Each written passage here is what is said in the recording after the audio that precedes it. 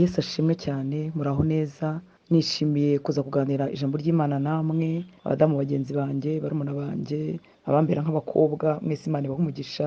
Nahawe umutwe w'inyigisho uvuga ngo umugore w'ingeso nziza abera umugabo we ikamba.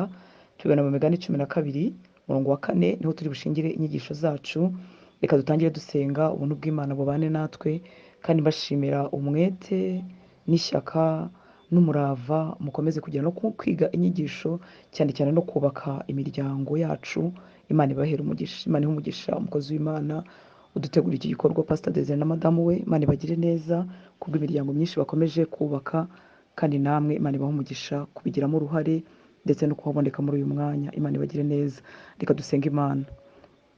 Data, mu izina rya Yesu, ngushimiye neza yawe n'ubuntu bwawe, ngushimiye urukundo rwawe rwinshi, gushimira imbabazi zawe zitagira akagero. Urakoze kutugiriye neza, ukaduha kongera kuganira ku nshingano waduhaye zo guhagarara ku miryango yacu, tukaba abagore banejeje amaso yawe, kandi mwami b'inkingi nzima ku miryango yacu, ndetse abagore wifuza ko baba ikamba ry'umuryango, ndetse ikamba ku bagabo waduhaye. Nubihererwe icyubahiro. Turagushimira umugisha wo kuba twubatse ingo, turagushimira umugisha wo kuba dufite abatware. Nubihererwe icyubahiro. Hari abandi benshi babyifuza ariko batagize ayo mahirwe, hari n'abandi bapfakaye bakiri batoya. Abo bose wasange kandi ubagire neza. Ingo ziriho mwami nazo uzihagarareho, uzubake, imigambi y'umwanzi Satani iburizwemo. Ndakwinginze kugira ngo Mwuka Wera ukorere mu ijwi ryanjye, ugire ibyo wubaka, ugire ibyo usana, ugire ibintu bishyashya utwigisha, unyigishanye n'abakobwa bawe. Turavuze ngo icyubahiro cyose nikikugarukire Data, ni mu izina rya Yesu dusenze, amen. Imana ibahe umugisha. Reka dusome ijambo ry'Imana riri mu Migani ibice 12 umurongo wa 4, ariho turi bushingire inyigisho zacu. Haravuga ngo umugore w'ingeso nziza abera umugabo we ikamba, ariko ukoze isoni ni nk'ikimungu kiri mu magufwa ye. Umugore w'ingeso nziza abera umugabo we ikamba, ariko ukoze isoni ni nk'ikimungu kiri mu magufwa ye. Iyo tuvuze ingeso nziza dukurikije imico y'ibihugu cyangwa imico y'amoko atandukanye, umuntu tukavuga ngo muntu afite ingeso nziza, mu by'ukuri tuba tuvuga ibintu bigaragara, ibyo twabonye inyuma, tukabona aravuga neza, tukabona aritwara neza, tukabona azi kubanira abantu, bityo tukavuga ngo uriya muntu afite ingeso nziza. Niko imico y'ibihugu ibivuga, ndetse n'umuco wacu nk'abanyarwanda urimo. Iyo turebeye umuntu inyuma tukabona yitwara neza, dushobora kuvuga ngo uriya muntu ni ingeso nziza, uriya mugore agira ingeso nziza. Izo ngizo ni izigaragara, nibyo abantu bavuga. Ariko mu rugo rwa Data, mu bwami bw'Imana, aho tubarizwa, aho turi, umuntu bita ko afite ingeso nziza baba bashyizemo izitagaragara hamwe n'izigaragara, baba bashyizemo byombi. Umuntu ushobora kumurebera inyuma ku zigaragara twavuga ngo ni ingeso nziza, ariko mu maso y'Imana atitwa ingeso nziza, kuko ibihishe n'ibitagaragara bishobora kuba ari bibi.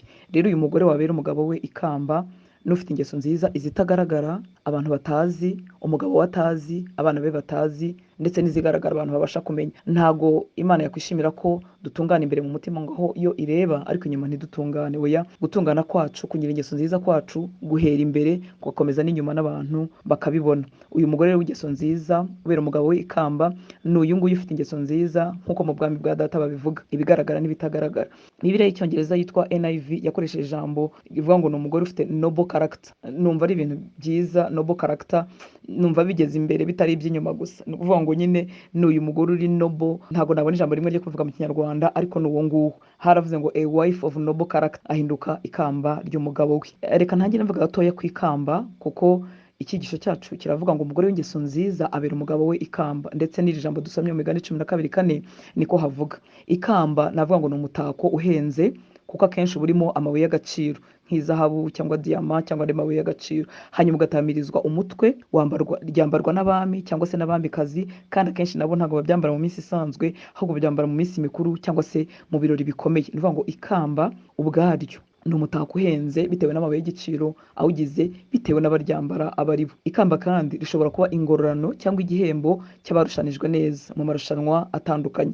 Ni ukuvuga ngo mu marushanwa, mu byo twita imidari cyangwa amarushanwa atandukanye atangwa ku isi harimo n'ikamba. Yewe natwara amakamba tuzambara nitugera mu bwami bw'Imana. Ni ukuvuga ngo ni abarushanyije neza, hari ingororano bahabwa, hari ibihembo bahabwa, harimo rero n'amakamba. Ikamba rero riva rikagera ritera ishema, uryambaye rimuha icyubahiro runaka, rimuha ishema runaka, kuko rinamutandukanya n'abandi bantu. Ikamba rero nta muntu wakwifuza kurihisha. nuvuga ngo riba riri ahagaragara. Nta muntu muzima kandi wakwifuza kuritakaza. Igihe yagize amahirwe yo kuryambikwa ntabwo yakwifuza kuritakaza. Icyo ni ikintu turimo tugereranywa nacyo nk'abagore b'ingeso nziza. Ikamba kandi ribikwa neza kubera agaciro rifite n'icyubahiro rifite, ribikwa neza ubwaryo, rifite icyubahiro kandi rihesha abaryambaye icyubahiro kiruta abandi. Kuba rero umugore w'ingeso nziza bisumbisha umugabo wawe abandi. Nuvuga ngo umugabo wagize amahirwe yo kugira umugore ufite ingeso nziza, za zindi zigaragara n'izitagaragara, bimusumbisha abandi. Mu Kinyarwanda bavuga ngo bimuhindura rudasumbwa kubera ko yizeye ingeso nziza z'umugore we. Umugore yasize inyuma,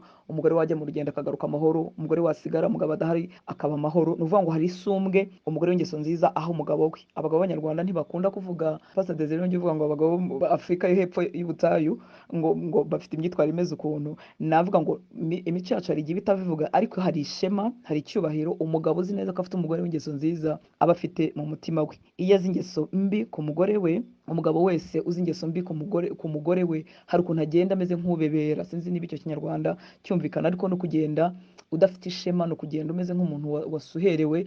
Wari wabona nk'umuntu urwaye malariya cyangwa se wanyagiwe, uburyo aba asuherewe bishobora kugaragara inyuma. Ariko undi mugabo uzi ko umugore we afite ingeso mbi ashobora kugenda muri ubwo buryo bumeze nk'ubebera, nubwo byaba bitagaragara inyuma, nubwo yaba atunze, nubwo yaba afite icyubahiro, nubwo yaba afite umuhamagaro ukomeye, nubwo yaba yubashywe mu bantu, afite icyubahiro rwose kigaragara. Ariko kumenya ingeso mbi ku mugore we bituma nyine amera nk'uwo muntu ubebera, nk'uwo muntu ugenda adafite agaciro. Imana iturinde, itugirire neza, tube abagore beza bashobora kubera abagabo babo amakamba. Umugore w'ingeso nziza ni ukuri abera umugabo we ikamba. Abagore bari mu mwami duharanire kuba ikamba, twigwizemo ingeso nziza. Yego nari mvuze ngo abagore bari mu mwami, kuko umuntu utari mu mwami ntiyakwirirwa agerageza guhorana ingeso nziza. Ashobora kubigerageza igihe abamuzengurutse nabo babana bamubereye beza. Ni ukuvuga ngo umugabo yamubereye mwiza, umuryango yashatsemo cyangwa abo babana mu rugo bamubereye beza, abo babana abakozi n'abana bamubereye beza. Ingeso nziza yazishobora mu gihe bimeze gutyo, ariko biramutse bihindutse abo bana batamubereye beza, ntekereza ko umugore utari mu mwami atabishobora. Niyo mpamvu ndimo mvugana n'abagore bari mu mwami, n'abagore bahaye Yesu ubuzima bwabo, nkababwira nshize amanga mbabwira ngo birashoboka. Nubwo baba bazengurutswe n'ibibi, nubwo baba bazengurutswe n'ingeso mbi, birashoboka ko bo baharanira kuba amakamba y'abagabo babo, bakaba umugore mwiza w'ingeso nziza, izigaragara n'izitagaragara, kandi bakabishobora mu bihe byose. Abagore bari mu mwami birashoboka ko baba ikamba ry'abagabo babo. Umugabo nubwo yaba ari mwiza cyangwa ari mubi, yego nari mvuze ngo waba ikamba ry'umugabo wawe, umugabo yaba mwiza cyangwa se yaba mubi. Ibi ngibi ndabivuga ntabwo babinteye, nubwo bitera impaka nyinshi mu bagore. Ndabizi abo tuganira, abo tuvugana baravuga ati se nabi ikamba ry'umugabo wananiranye, umugabo mubi utita ku nshingano, umugabo utanyitayeho, umugabo uri mu bandi bagore, umugabo w'umupagano, umugabo utita ku rugo. Hari ibintu byinshi mwavuga kandi bikumvikana no muri logique, ariko mbibutse ko kugira ingeso nziza kwacu, gukizwa no gukiranuka kwacu ntabwo igipimo twahawe ariko bo tubana. Oya, turaba Kristo, turakiranuka kuri Kristo, turakiranuka kuri Data, hanyuma ibindi bigakurikira. Rero bizashoboka rwose ko waba ikamba ry'umugabo wawe, yaba ari mwiza wagize uwo mugisha, cyangwa se yaba ari mubi atarubaha Imana wagize ibyo byago. Reka ariko navuga, ntabwo rero twigwizamo ingeso nziza dukurikije ibituzengurutse. Oya, mwibuke ko umugore turimo kuvuga ni umugore w'ingeso nziza, ngo yabera umugabo we ikamba. Ntabwo rero njyewe cyangwa se wowe w'umukristo wigwizamo ingeso nziza ukurikije ibikuzengurutse. Oya, ubikorera kubaha Imana witirirwa. Ni ukuvuga ngo Imana witirirwa uraharanira kuyinezeza, uraharanira gukora ibyo ishima n'ibyo ikunda utitaye ku bikuzengurutse. Mbere yo guhagarara mu nshingano cyangwa se mu muhamagaro wo kuba umugore, kuko mu by'ukuri ni umuhamagaro, ni inshingano, ni umugisha twahawe n'Imana. Ariko mbere yo kuba umugore, uhagarara muri izo nshingano zo kuba umugore, muri uwo muhamagaro wo kuba umugore, mbere yo kubihagararamo uri umukristo mbere na mbere. Icyo usabwa gukora uragikora ku bukristo bwawe. Ni ukuvuga ngo ikintu kizampagarika imbere y'Imana nkahaba amahoro, nkaba mu bagororerwa, nkaba mu bashimwa, ni uburyo nitwaye mu bukristo bwanjye. Kandi ubukristo bwanjye nibugenda neza, no kuba umugore uhagaze mu nshingano cyangwa umugore w'ingeso nziza nabyo bizakunda. Rero ndahamya ko nuba umukristo mwiza kubera ikamba umugabo wawe bizashoboka, uzabishobora rwose. Nuba umukristo mwiza wubaha Data, wifuza kunezeza Data, abo mubana bazabyungukiramo. Umuntu wa mbere uzabyungukiramo ni umugabo wawe, n'imiryango n'abakwegereye bose bazabyungukiramo. Ni ukuvuga ngo uko ugenda urushaho gutera intambwe yo gusa na Kristo, umuryango wawe byanze bikunze ubyungukiramo, ukabigiriramo amahoro. Rero ndabihamya, nuba umukristo mwiza nta kabuza uzabera umugabo wawe ikamba. Rya kamba mwibuka ko ribikwa ahiyubashywe, nta muntu wifuza kuritereka hasi, ari iry'agaciro mu maso, rihorana ishema kubera amabuye y'igiciro aritatse, nta muntu wifuza kuritakaza, ritera ishema uryambaye. Uko niko ubuzima bwacu buzaba bumeze. Ushobora kumbwira ngo se ko atabyitayeho nagira ingeso nziza ntazigera, oya, burya hari ikintu bivuga, hari ikintu bikora. Kandi mu ntwaro Imana yahaye abagore cyane cyane abafite abagabo b'abapagani, yaravuze ngo tubwirwa n'iki, mubwirwa n'iki ko ingeso zanyu nziza zitafatanya n'ubuntu bw'Imana kugira ngo babashe guhinduka. Impamvu mvuga ngo kuba umukristo mwiza bizagushoboza no kuba ikamba ry'umugabo wawe, nuko nawe nuba umukristo mwiza uzaba usanzwe n'ubundi uri igikoresho cyatunganijwe. Murabizi tubibona mu rwandiko rwa kabiri Pawulo yandikiye Timoteyo ibice 2 kuva ku murongo 20 kugeza ku murongo 21. Ni hano batubwira ibikoresho bitandukanye biri mu nzu y'inyumba cyangwa se inzu nini. Bavuga ko harimo ibikoresho by'izahabu, iby'ibumba, iby'ibiti, ariko hakaba ibikoresho bya bindi bikoreshwa imirimo y'icyubahiro. Ni ukuvuga ngo uko bigenda bigira icyubahiro, tuvuga izahabu rirarusha igiti, rirarusha ibumba icyubahiro, uko bigenda bigira icyubahiro, bitunganywa icyubahiro, bigira agaciro muri byo imbere, ni nako bikoreshwa imirimo y'icyubahiro. Rero niba uri umukristo mwiza n'ubundi uri igikoresho cyatunganijwe. Aha hantu bavuze ngo mu nzu y'inyumba cyangwa muri shato cyangwa muri villa harimo ibikoresho bitandukanye. Dutanze urugero mu buzima busanzwe, twavuga ngo muri Kigali cyangwa se mu Rwanda ariho hagereranywa n'inzu y'inyumba, harimo abagore bakoze mu bikoresho bitandukanye. Reka ntabwo urwo rugero, ruvuga ngo harimo abakoze mu bikoresho by'ibumba, harimo abakoze mu bikoresho by'ibiti, yewe harimo ibikenyeri, harimo ibyatsi, harimo n'amabuye y'igiciro, harimo abagore batunganijwe n'Imana bagereranywa n'izahabu. Rero irebere muri rusange, wirebe mu Rwanda, wirebe muri Kigali, wirebe aho uri wenda mu kindi gihugu waba urimo utwumva, uvuga ngo harimo ibikoresho byinshi. Imana iratubona nk'ibikoresho byinshi, ariko njyewe ndifuza kuba ikihe. Ndahamya ko twese dushyize mu gaciro twakwifuza kuba igikoresho gikoreshwa iby'icyubahiro, igikoresho cy'izahabu kizakoreshwa iby'icyubahiro. Kugira ngo uhinduke icyo gikoresho cy'icyubahiro, ntabwo wapimira ingeso zawe nziza kubo mu bantu, cyane cyane ku mugabo wawe, oya, urazipimira ku busabane ufitanye n'Imana yawe. Imana yacu tugirire neza. Bibiliya yigeze gutangara, iravuga ngo umugore w'imico myiza ninde wamubona. Turamubona uriya mugore mu Migani 31, haravuga ngo umugore w'imico myiza ninde wamubona. Impamvu arushanije bigoye kumubona nuko ari umugore wamaze igihe atunganywa n'umwami, atunganywa mu ngeso, ahinduka umuntu uboneye rwose. Barashubije baravuga ngo yewe ngo umugore ngo arusha agaciro Marijane, reka tuvuge wenda izahabu na diyama kuko ari byo tuzi kenshi. Ni nkaho bavuze ngo uyu mugore w'imico myiza kumubona ko bigoye, ko bifata igihe kugira ngo atunganywe, ko bimusaba nawe kwigomwa byinshi, ko bimusaba kwirundumurira mu mwami kugira ngo abe uyu mugore utunganye. Niyo mpamvu biravuze ngo mbese ninde wamubona. Ntibivuga ngo ntaboneka, ahubwo biravuga ngo aboneka raruma. Ni umugore w'agaciro, ni umugore uri rare udapfa kuboneka kuko yemeye gutunganywa n'Imana. Rero niyo mpamvu bavuze ngo ararusha agaciro izahabu na diyama, arusha agaciro Marijane, arusha agaciro rya kamba twavuze abami n'abamikazi bo muri ino si bambara, arusha agaciro bya bihembo abarushanijwe neza bashobora kubona hano mu isi. Uyu mugore w'imico myiza ni uw'agaciro mu maso y'Imana. Uretse ko n'umuryango umufite, ni ukuri uwo muryango ubuhirwa. Uwo mugabo yakwikoza hirya akagaruka, ariko abahiriwe kuba yagira umugore watunganijwe rwose. Imana yacu tugirire neza. Icyiza navuga ndimo nkomeza mu ijambo ry'Imana ku Mana yacu, nuko Imana yacu iduha amahirwe yo gukura, iratwemera tukagendera mu ntambwe, tukava mu bwana tukagenda twigira imbere, tukava mu bikoresho bidatunganye tukagenda twigira imbere. Dusomye hariya bavuze hari ibikoresho by'ibumba n'iby'ibiti, ibikoresho bisanzwe, ntabwo ikintu cyava mu giti ngo kizahinduke izahabu. Ariko mu rugendo rwacu hamwe n'Imana, mu rugendo rwacu rw'agakiza no gukura no guhinduka, Imana yiduha amahirwe yo guhinduka. Ushobora kuba ntari igikoresho cy'agaciro uyu munsi, nyuma y'umwaka umwe, nyuma y'imyaka 5 nkabarirwa mu bikoresho by'izahabu, nkabarirwa mu bikoresho by'icyubahiro Imana inezerera. Uvuga ngo Imana yacu iduha amahirwe yo gukura no guhinduka. Ni nayo mpamvu tuvuga ijambo ry'Imana, ni nayo mpamvu dusenga, ni nayo mpamvu duterana tukagira inyigisho z'umwihariko cyangwa n'izindi nyigisho zose zirushaho kutwegereza Imana. Nuko Imana ihora itanga amahirwe yo gukura no guhinduka no kwiyuburura, sinzi uko nabivuga. Reka rero dukore akantu kameze nk'umwitozo gatoya, wowe nanjye twishyirireho ibipimo, twibwire ngo ese nyuma y'ukwezi nyuma y'ukundi mba meze nte? Ese mba narushijeho kuba ingeso nziza? Umwaka umwe nyuma y'uwundi ese mba meze nte? Mba narushijeho kuba ingeso nziza? Ese ndakura mu kugana mu ngeso nziza? Niba uyu munsi ndi umugore umaze imyaka 10 mu rugo, niba uri umugore umaze imyaka 5 mu rugo, niba umazemo 20 na nk'iyo mazeyo, ese nagiye nkura mu myitwarire ku buryo abo tubana n'umugabo wanjye agenda abona itandukaniro? Ese Rutansi wa kera agishaka mu myaka 2-3 ya mbere, ingeso yari afite niza gifite n'uyu munsi, ese yagiye arushaho kuba mwiza cyangwa yagiye arushaho kuba mubi? Nawe wibaze, wishyire ku gipimo, uvuge ngo ukwezi nyuma y'ukundi, umwaka nyuma y'uwundi, ese iyi minsi maze none ndi mu rugo ntanasohoka cyane, ese aho siko nagize umujinya n'umushiha ngashihura abantu, kuko none ndaho ngaho ntagiye no mu kazi, ntagiye no mu rusengero, ntagiye no gucuruza. Twishyire ku minzani. Igipimo nafatiyeho ni rya jambo rivuga mu rukundo mu Bikorinto ba mbere igice cya 13, ariko reka tubivuge ntabwo turi basome tubishyire mu magambo yoroshye aduhindukira nk'igipimo. Urabizi ko bagiye bavuga ku rukundo rurihangana, rugira neza, ntirugira ishyari, ntirwirarira n'ibindi nk'ibyo ngibyo. Reka wowe nanjye dufatanye kwipima, wibwire ngo ese kwihanganira umugabo wanjye kwagiye gukura cyangwa kwagiye kugabanuka. Mwibuke ko turimo kuvuga ko umugore w'ingeso nziza abera umugabo we ikamba. Ni wowe turiho, ntabwo turibuvuge ku mugabo, ntituribuvuge ku muryango washatsemo, niba warakubereye mubi, niba warakunaniye, ntituribuvuge ku bandi bantu wenda bakurenganya cyangwa baguhohotera. Oya, ni wowe n'Imana yawe, ni njyewe n'Imana yanjye, turivuga twebwe ubwacu. Hari igihe abantu bumva izi nyigisho bakavuga ngo ariko se ko batavuga abagabo. Ndahamya ko mu murimo w'Imana Pastor Desire akora bajya bagira ibice by'abagabo, bagira ibice by'abasore n'abakobwa biri ukwabo. Ubu rero turimo turiganirira nk'abagore cyangwa se nk'abakobwa ba Yesu ariko bashatse, bagize amahirwe yo gushaka.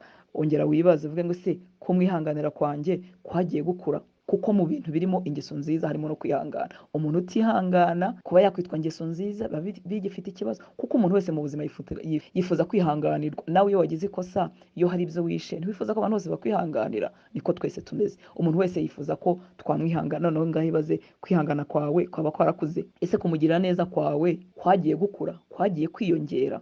Ese ibiteye isoni byose wabivuyeho, yaba muri telefoni, yaba muri SMS?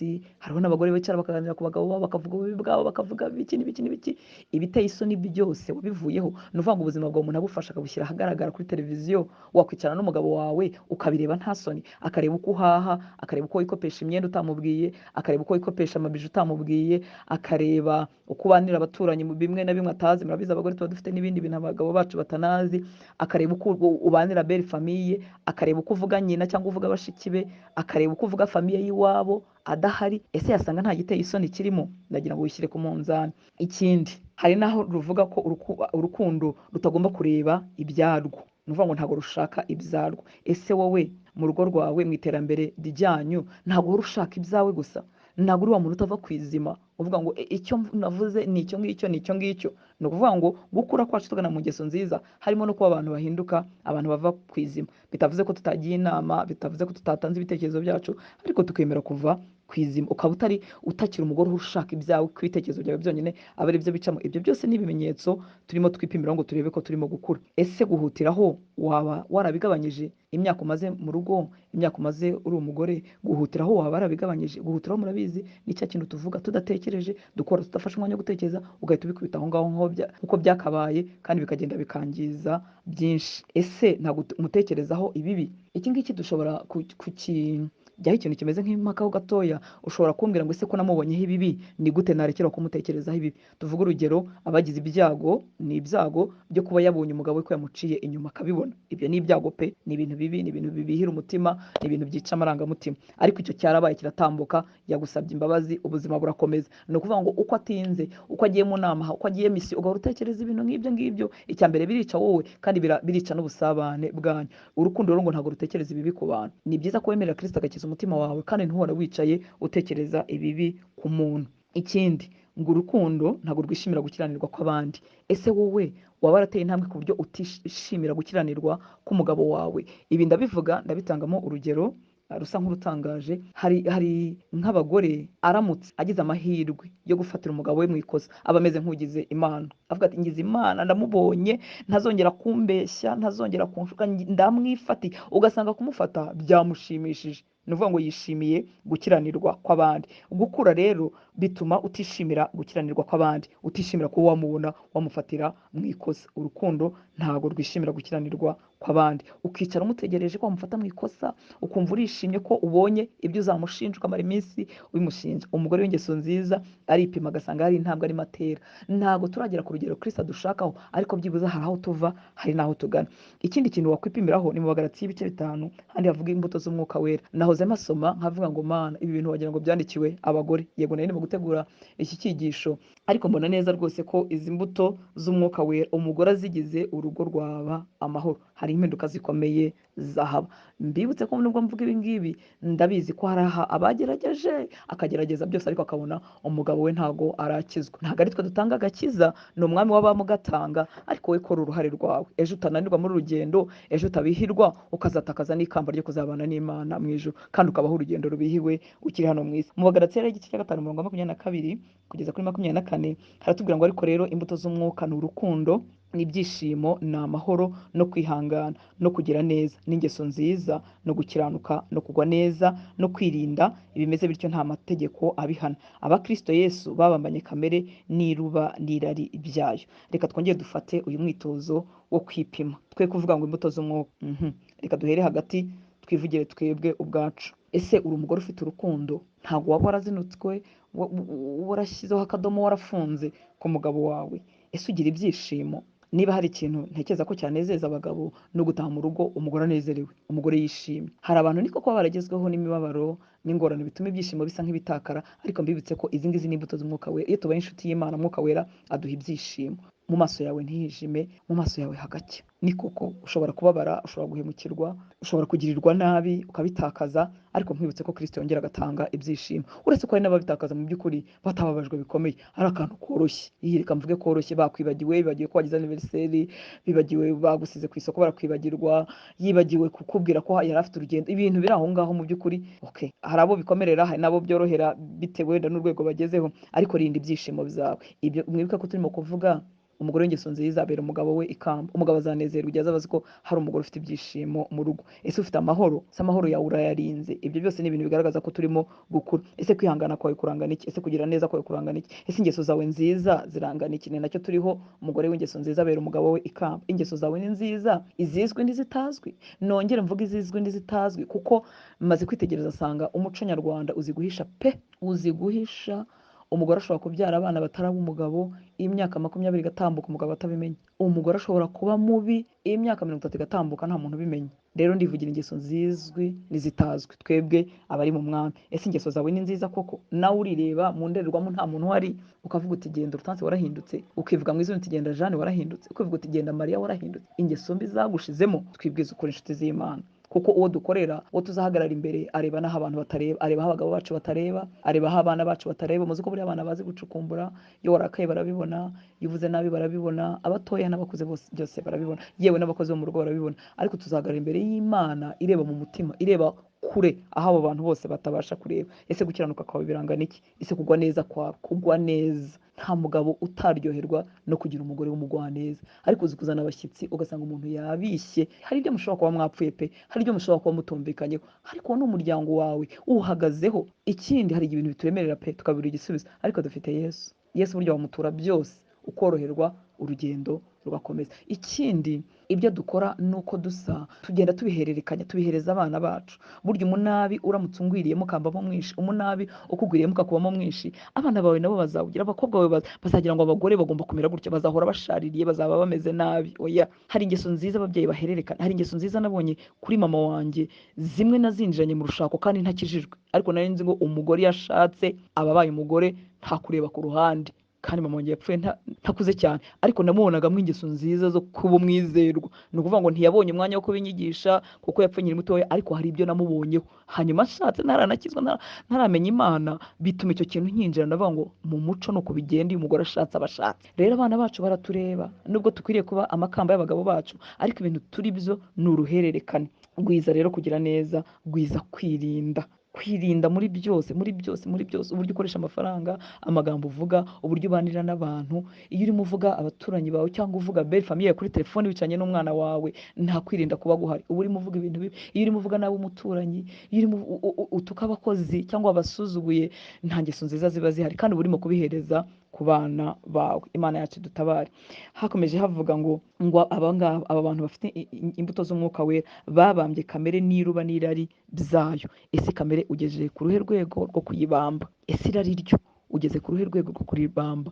Irari ntabwo ari iry'ubusambanyi gusa, ni urukundo rw'iby'isi rukabije. Hari igihe tugira urukundo rw'iby'isi rukabije ugasanga abagore bagiye b'abarokore, mwibuke ko cyangwa se b'abakristo, mwibuke ko ntarimo kuvuga abatari mu mwami. Abagore b'abakristo ugasanga bafite irari rirenze, yabonanye ga parufe mugenzi we ararara akaguze, yabonanye umwenda mugenzi we ararawuguze, ngaho yikopesheje, umugabo ntazi amafaranga ajya, mbese arashaka kubaho ubuzima burenze. Irari ryawe ugeze hehe uribamba, ko data yifuza ko wabera umugabo wawe ikamba, ahazwi n'ahatazwi, aho abantu babasha kureba n'aho batareba. Irari waribambye ku ruhe rwego. Ahangaha iyo tuvuga nanone irari na kamere, hari n'igihe kamere z'ibyaha z'abantu bataraza muri Kristo zikurikirana n'abagore bari muri korari, bari mu murimo w'Imana, bari abavugabutumwa, bari abashumba, ugasanga ibyo mu ibanga birasa neza neza n'iby'ubupagani bari bafite kuva kera. Mwibuke ko Imana tubana nayo, Imana tuzahagarara imbere ari Imana ireba no mu bwihisho. Imana ibagire neza, Imana ibambike imbaraga, Imana ikurengere, uharanire gukura kuko Imana yacu itanga amahirwe yo gukura. Uvuga ngo nyuma ukwezi nyuma y'ukundi njyewe nteye intambwe,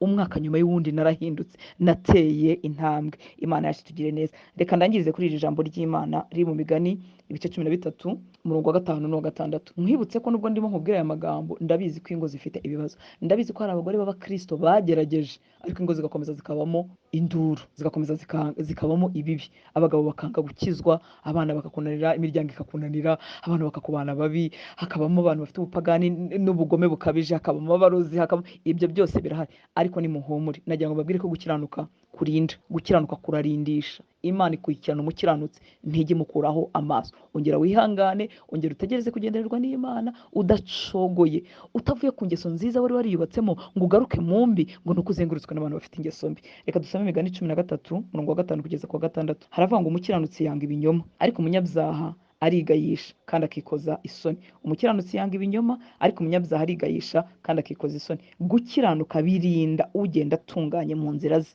Umurongo wa 6, gukiranuka birinda ugenda atunganye mu nzira ze, ariko gukiranirwa bigusha umunyabyaha. Umva nshuti zanjye mbabwira iki kintu, gukiranuka birarinda, gukiranuka bifite imbaraga zo kurinda kuruta amasengesho ibihumbi twasenga. Gukiranuka bizakurinda, gukiranuka bizakubakira, gukiranuka bizatuma amaso y'Imana guhoraho, gukiranuka bizatuma Imana itagukuraho amaso n'umunsi wa rimwe, gukiranuka bizakubesha ahantu abantu babi batifuza ko uba, gukiranuka bizakubesha ahantu Satani n'ingabo ze bazagereza kurwanya ntibabishobore. Bikomereho, bigundire, gwiza ingeso nziza muri wowe, maze uhinduke ikamba ry'umugabo wawe, ahagaragara n'ahatagaragara. Imana ibahe umugisha, Imana ibagire neza. Reka dusenge. Data, mu izina rya Yesu nongeye kuguha icyubahiro, ngushyize hejuru. Ndasenze kugira ngo iri jambo umukobwa wawe uzaryumva wese hazagira imbaraga zimanuka muri we.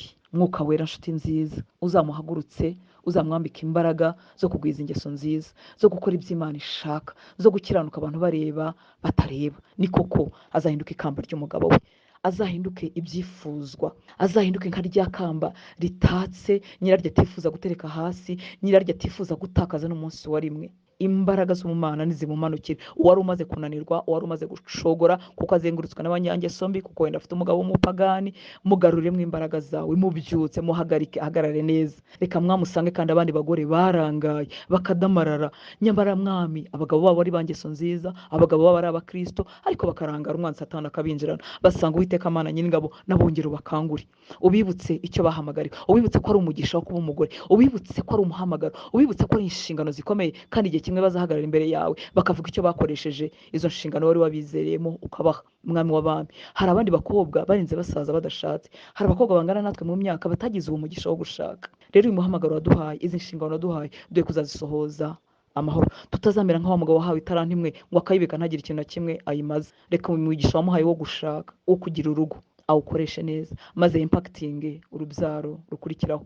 Azana impinduka mu bana be, azana impinduka mu bakozi baca mu rugo, azana impinduka muri belle famille, mu muryango yashatsemo, azana impinduka mu baturanyi, azana impinduka mu bamureba, atarinze kuvuga byinshi. Ndakwizeye Mwuka wera, nizeye imirimo yawe, nizeye gukora kwawe. Ongera udukuze, duhinduka abagore na data anezerewe, tudakojeje isoni papa, kandi tudahindutse ikimungu mu magufa y'abagabo bacu. Urakoze data, icyubahiro cyose nikikugarukire, ni mu izina rya Yesu dusenze, amen. Imana ibahe umugisha, Imana ibagire neza, murakoze cyane.